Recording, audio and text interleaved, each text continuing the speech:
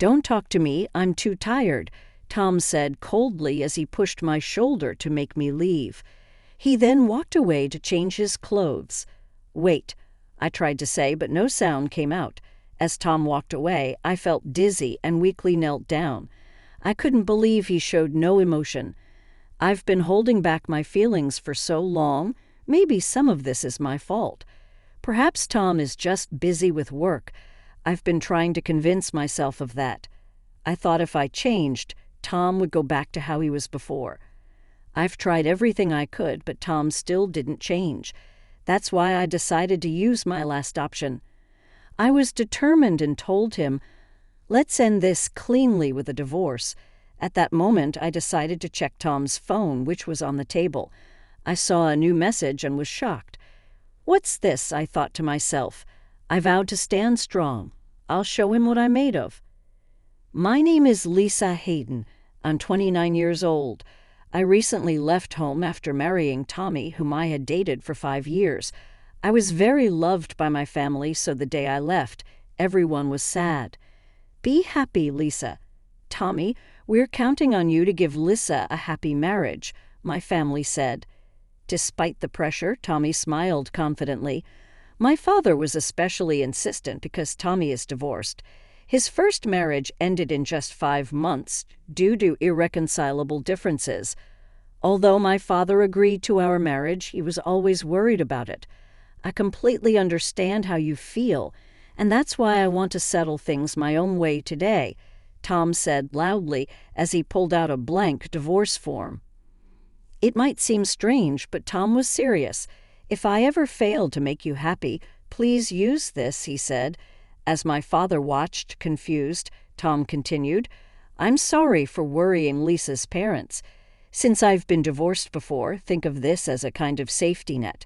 It's something I hope we'll never need. It's my way of showing how committed I am to making Lisa truly happy. Please accept it." My father, although surprised, seemed to grasp Tom's sincere intentions. He nodded silently and took it. This is another reason my father was worried. Tommy is quite the character, always joking around. "I get it." "I believe you," my father said with a complex expression. "That's how our married life began. It wasn't the dream marriage I had envisioned, but I was still looking forward to it. Yet what I experienced was a different kind of hell. After we married, I always woke up earlier than Tommy, prepared everything, and sent him off with a smile. "Have a great day. See you later," I'd say. Before we were married, Tommy would hug and kiss me, waving goodbye and saying, "I'm off. I'll do my best. Love you, Lisa." But after the marriage, Tommy just said, "Yeah," and left.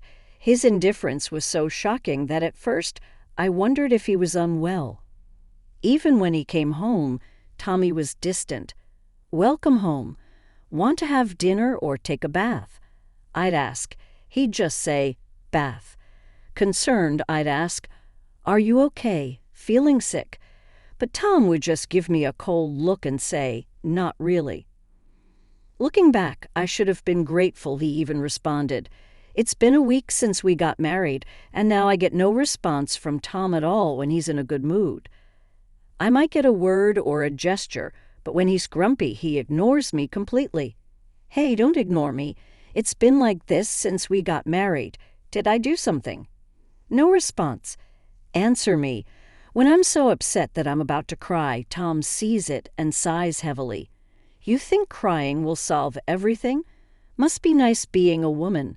That simple." I want to deny it, but I can't hold back the tears. All I could do was bow my head in silence and hide my tears. My father owns his own company, and I'm what you'd call a CEO's daughter. Before I got married, I worked as an office clerk at my father's company. That's where I met Tommy. I handled a lot of the sales invoices that salesmen and Tommy submitted. We got to know each other through that, and he asked me out.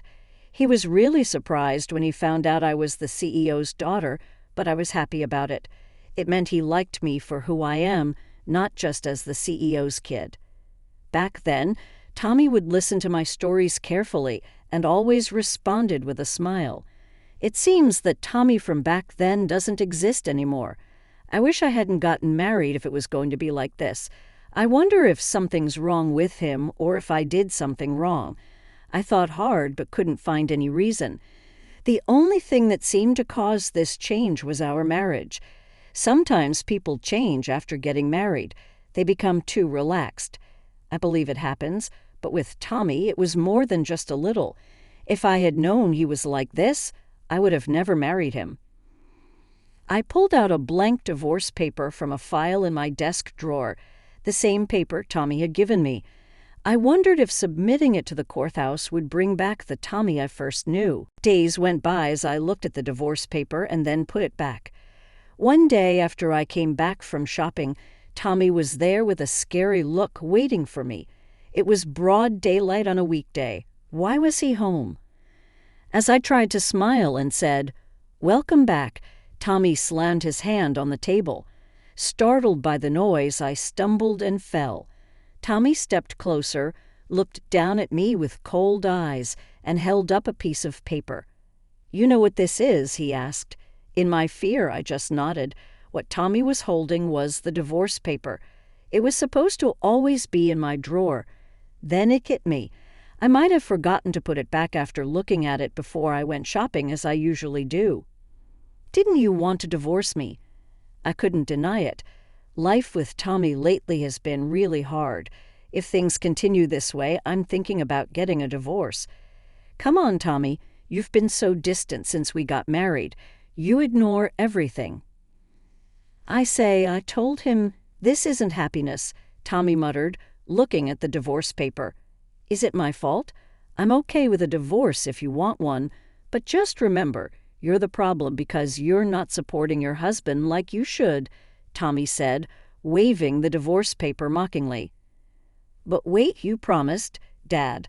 I tried to remind him that he vowed to make me happy, but Tommy just sneered as if he knew what I was about to say. "I promised to make you happy. Is that what you're saying?" "Like a little princess in a fantasy land," he said.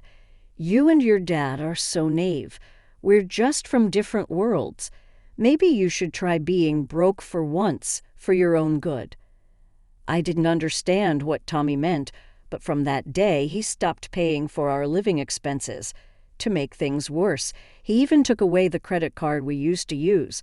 Originally, I had cut back my working hours because Tommy wanted me to. "I want to be greeted with a smile when I come home," he had said, so I worked less to make him happy. Now, as I work part-time, I earn a little. It seems the rent and utility bills are paid, but the big problem is food expenses. "Please, we're out of food. I need money to live." I begged Tommy for money, though it was humiliating.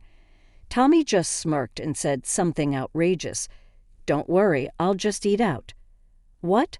"Wait a minute." I pleaded, but he completely ignored me. In the end, he didn't contribute anything for living expenses. Tommy has been coming home in the early hours of the morning.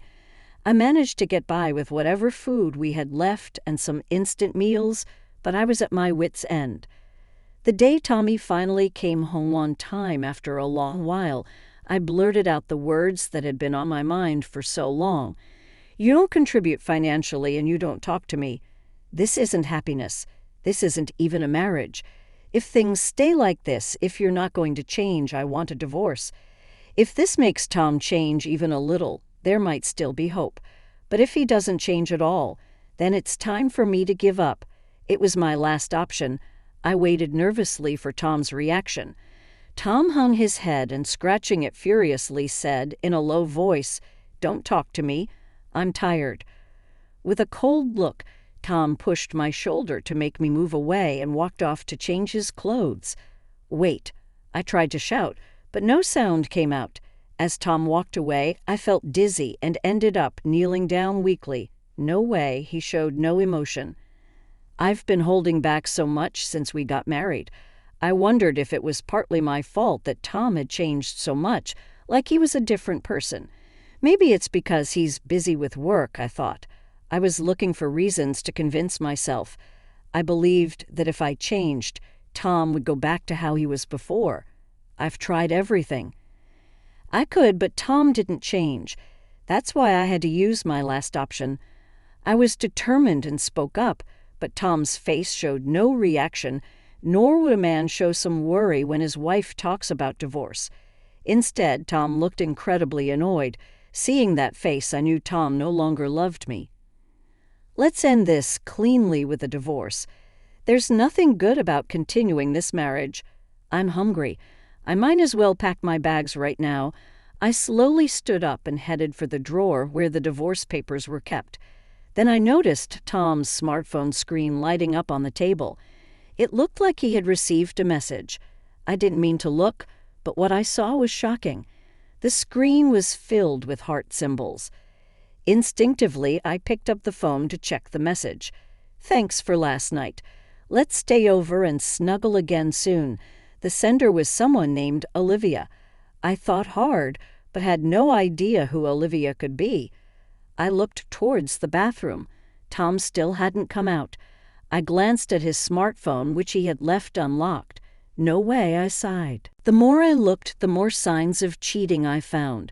From the messages, it was clear he was close with Olivia, and there were even photos of them cuddling together. To leave such obvious evidence without even a password, how careless could he be? Or maybe he didn't care if I found out he was cheating. I felt strangely calm. I used my phone to take pictures of Tom's phone screen, capturing anything that might be useful as evidence. After I finished, I put his phone back on the table. Tom came out of the bathroom silently and went straight to his room without saying anything. It was clear Tom had been unfaithful. That explained his indifference. In my sadness, I accepted it.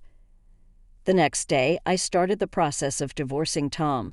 No more hesitation, no more confusion, just anger at being betrayed. First, I needed to find out who Olivia was. I decided to hire a private investigator for accuracy, but I also started my own research. Tom's recent late work hours and weekends away were suspicious. With my father's help, I could quickly get to the truth. It was hard to worry him, but it was necessary. I braced myself. The hardest part of preparing for the divorce was having to see Tom's face. I used to love that face, but now I just wanted to slap it. Maybe my feelings were obvious because Tom spoke to me first for once, saying, "Hey, you're looking uglier than usual. You feeling sick or something?" Couldn't he have said something nicer? I smiled and replied, "I'm fine. Once I'm ready, I won't need to be here anymore." Over the weekend, as Tom went off to his usual work, I decided it was time to act. I told my father everything, and he was furious. He immediately arranged a new place for me to move into initially. I had planned to go back to my parents' house, but my sister had just returned home to let her baby see them. Considering all the options, it wasn't possible for me to stay there. Instead, my father arranged for me to stay in a mansion worth $5 million that a relative was planning to sell. They weren't in a hurry to sell, so they let me stay there. My father also gave me enough money for my immediate needs, so my life quickly returned to normal, and it was even more comfortable than before. "Hey, where the heck are you?" It was 3 days after I left the house when Tommy called me, sounding shocked. When I responded carelessly with, "Guess where?" Tom's voice was high-pitched and frantic. "And the divorce paper is missing. You didn't, did you?" I was surprised, too. He had actually noticed the divorce paper was gone. Maybe he had panicked and searched for it after realizing I was gone. This was the first time I saw Tom so flustered, even over the phone. I could vividly imagine him panicking, and I couldn't help but laugh a little. "What do you mean, what?" I said calmly. "I just went and filed it at the office." Tommy made a ridiculous sound of shock. "What? Why would you do that?" "Oh, come on. You said it yourself. If I ever failed to make Lisa happy, please submit this. You said it with such confidence. Remember?" But that was just to reassure your parents," he stammered. So he was panicking because I had actually filed for divorce, something he intended only as a show. Besides, I told you the other day, didn't I? If this lifestyle continued, I'd file for divorce. But at that time, I was just tired. I tried to explain. I talked to my father. You know your department isn't that busy, is it? I cut off Tom's attempt to use his tiredness as an excuse. He was confused. He always claimed to be busy, signaling how overwhelmed he was. Indeed, he came home late and often worked on weekends, and I, without any suspicion, just worried. But I should have questioned it, should have checked whether he was actually going to work or not. I thought it was strange, you know. When I met with my father yesterday, I asked him about it. He was puzzled, too. He said, there might be the occasional overtime, but working weekends. Hardly ever. No, that's it. You weren't working, were you? What kept you so busy every week? Where were you going? No response from Tommy. I knew it. He couldn't answer. He must be desperately searching for an excuse in his head right now. Tom is smart and smooth-talking, but this time whatever he says is pointless because I already know everything. Olivia, right? She's quite the cutie, isn't she? I could hear Tommy gasp over the phone. How? Why? Tommy's voice sounded desperate. Private investigators are quite skilled, aren't they? They secured photos and videos as evidence right away. I glanced at the photos and the report in my hand as I read them aloud. Olivia Cook, a 24-year-old working as an office clerk in accounting. Oh, she's more than a decade younger than you, isn't she? I'm also 6 years apart from you, Tommy. Looks like you have a thing for younger women. Her place is a second-floor apartment near the station, right? So this is where you've been going every week, Lisa. Wait, I mean Miss Cook. Don't be so formal. You call her Ray Ray, don't you? That's such a cute nickname, Ray Ray. Tommy was actually quite clingy before we got married. Back then, I found it sweet that Tommy, who is 6 years older than me, was so affectionate. But now, just the thought of it makes me recoil. Oh yes, the conversations with Ray Ray are well documented as evidence, too. Wait for me to leave my wife, really. That's such a cliché line from a married man. Couldn't you come up with anything better? According to the detective, Tommy really looked down on me. Ray Ray asked, laughing, "What if your wife finds out?" And Tommy replied, "Doesn't matter. She's on the way out now." Can you believe that? Wait, Lisa, you're misunderstanding something. Just meet with me, please. Yeah, I figured we needed to meet at least once. The next night, the meeting was set with Olivia coming along. The location was the mansion I was renting. Tommy arrived at the appointed time, looking restless and glancing around nervously.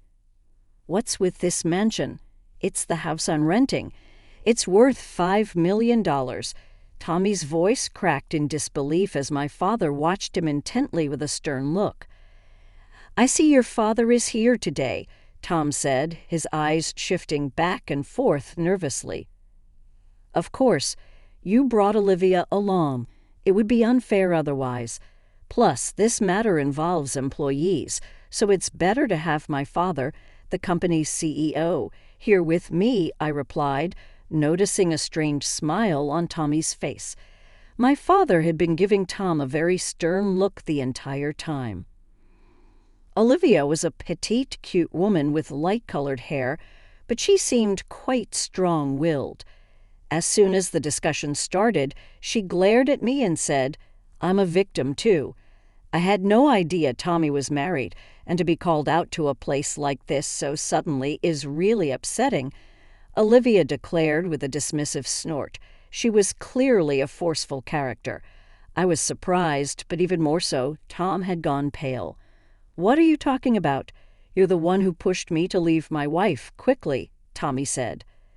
That was just a joke.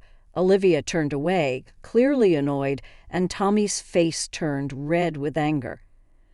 "Why do I even bother with a woman like her?" he muttered under his breath. Hearing this, Olivia snapped back and they started arguing right in front of me. "The nerve of you, thinking I would seriously fall for an old man like you. And you think this is my fault. You're the one who said our company was in decline. That's why I broke it off with Lisa," Olivia revealed. Apparently, right after our marriage, Olivia had whispered these things to Tom. "The company is on the brink of bankruptcy. If it continues like this, even you as her husband will lose out." At first, Tom didn't pay much attention, but Olivia had a way with words, and he started to take her seriously. Moreover, seeing how considerate and nice I was to him, he was convinced that our company was indeed failing. "I thought you were just being nice to saddle me with debts," Tom accused. "What? I was just trying to be nice because I thought you were tired, and everyone's been too kind," I explained. "I thought something was up. That was probably because I'm the CEO's daughter, and they were just being respectful." I added that the idea that my father's company was in trouble was a complete misunderstanding. My father was there and affirmed it himself. "Thanks to everyone, we're actually doing great. There's no way we're going bankrupt anytime soon." My father's words made Tom collapse to his knees, looking defeated. I had a bad feeling about this. So, what was all this for in the end? Tom had just fallen for Olivia's tricks. Olivia was just curious about what kind of man Tom, who had married the CEO's daughter, was. That's why she approached him. At first, he paid no attention to her, so she lied to grab his attention, saying, "This company is finished. You married the boss's daughter. You're in danger too." Fearing a joint downfall with the company's executives, Tom probably started ignoring me, thinking of an easy divorce. I was just duped. Can't you see, Lisa? With a strained face, Tom tried to get closer to me. "Maybe you were just duped, sure, but let's not talk about a divorce," I replied. But this has made one thing crystal clear to me. Tom would be the first to run away if we were ever in real trouble. Even now, he cheated without any discussion with me, and instead of asking for a divorce outright, he'd been cowardly enough to manipulate me into saying it first. We took vows for better or worse, remember? You'd abandon me in a heartbeat if I got sick. That's not true, Lisa. I wouldn't do that. Please listen to me. There's nothing more to say. I just wanted to know why you were ignoring me. I never thought it'd turn out that I did nothing wrong. We'll talk through the lawyer from here on out, I declared, watching Tom's face go pale. You think you can cheat so openly and not be blamed. I'll be sure to get back at you, Tommy, I added. Tom and Olivia pleaded, "Wait, please." Tom's voice trembled, and Olivia cried out in despair. No, that's not fair. It was just a joke after all. It's his fault for falling for it." They scorned each other, each insisting they weren't in the wrong. It was such an ugly sight it made one sick to watch. Was I really putting up with all this pain for a whole month for these people? It's pitiful, even to myself, I thought. I smiled at the arguing pair and said, "I get it now. You two are perfect for each other. You're so alike." I'm glad I stepped back. "Well, since we won't be seeing each other anymore, goodbye." Wait, Lisa," they called, but my father gently put his arm around me, shielding me. We then left the scene. From behind, Tom kept calling my name, but I completely ignored him without looking back. Later on, I divorced Tom and got substantial support from him. It seems Tom had a decent amount of savings, so he paid me quite a bit.